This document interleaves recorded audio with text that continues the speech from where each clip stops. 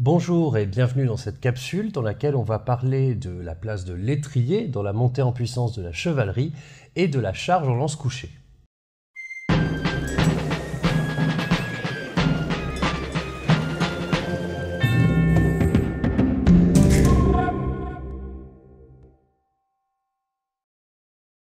Les étriers, ce sont ces deux anneaux métalliques accrochés à la selle du cheval, permettant au cavalier de prendre appui et de mieux conserver son équilibre. On peut faire remonter ses origines au IIIe siècle avant l'ère commune, chez les nomades, puis chez les Chinois. L'amélioration technique et la diffusion des étriers est lente et encore discutée aujourd'hui. Mais en gros, cet objet arrive en Europe sous les Carolingiens, par l'intermédiaire notamment des Avars, qui se l'étaient approprié au moins dès le VIe siècle. Et globalement, l'étrier se généralise en Europe pendant le IXe siècle. Pendant longtemps en histoire, on a considéré que cette introduction des étriers avait initié une révolution militaire, donnant tout son poids à la cavalerie lourde sous les Carolingiens.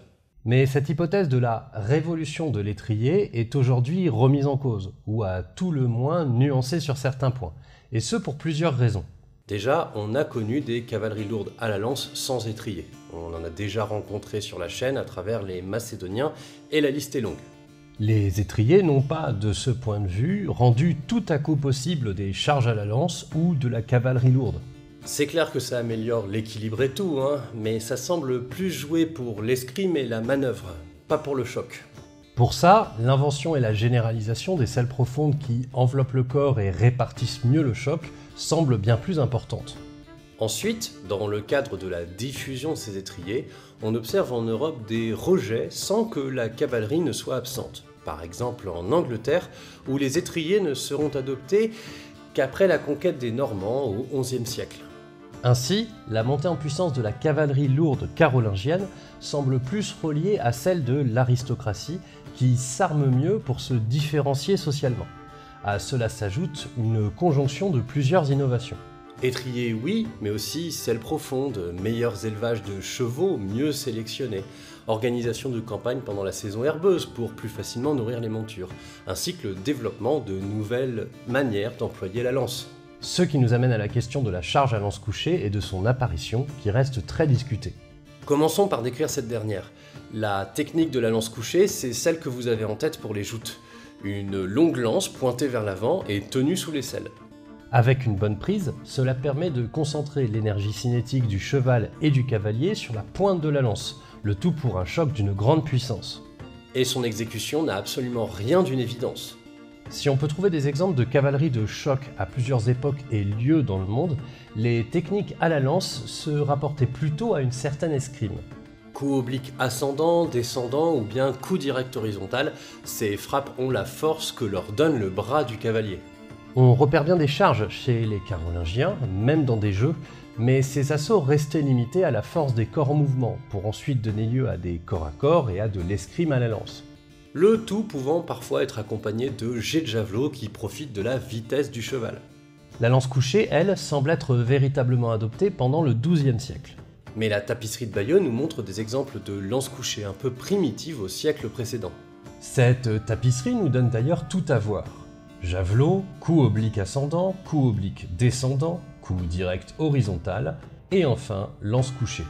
On se méfiera tout de même de ces interprétations, les représentations de la tapisserie n'étant pas parfaitement explicites. C'est pourquoi Jean Flory, par exemple, suppose que la lance couchée apparaît en Normandie marginalement dans les années 1050. Ensuite, elle se précise, se développe aux côtés d'objets plus adaptés à son emploi, comme la selle à haut pommeau ou bien des objets métalliques accrochés à l'armure pour soulager le bras du poids de la lance, etc. Ce qu'on peut dire de manière certaine, c'est que la lance couchée se généralise et que cette pratique devient celle qu'on attend des chevaliers à partir de la deuxième moitié du XIIe siècle. Sa difficulté technique impose également beaucoup de pratique et d'entraînement, tandis que sa réussite, tant individuellement que collectivement, est reconnue comme spectaculaire. Ainsi, la lance couchée se diffuse, impressionne les Turcs et les Arabes durant les croisades et devient un mouvement caractéristique de la chevalerie.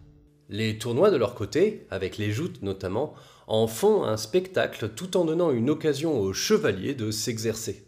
Dès lors, elle s'impose dans l'iconographie et la littérature. Elle est à la fois le symbole et l'option tactique fondamentale de la chevalerie. Ceci étant, il ne faut pas se tromper.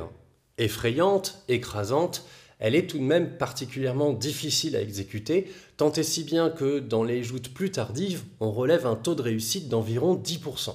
Sur le champ de bataille, cela reste une tactique à employer en formation si on veut avoir un minimum d'efficacité. Tandis que dans les combats plus limités, à 1 contre 1, le but est surtout de désarçonner l'adversaire, afin de pouvoir le capturer puis de le rançonner. Et voilà, c'est la fin de cette petite capsule. Merci de m'avoir écouté et bonne journée.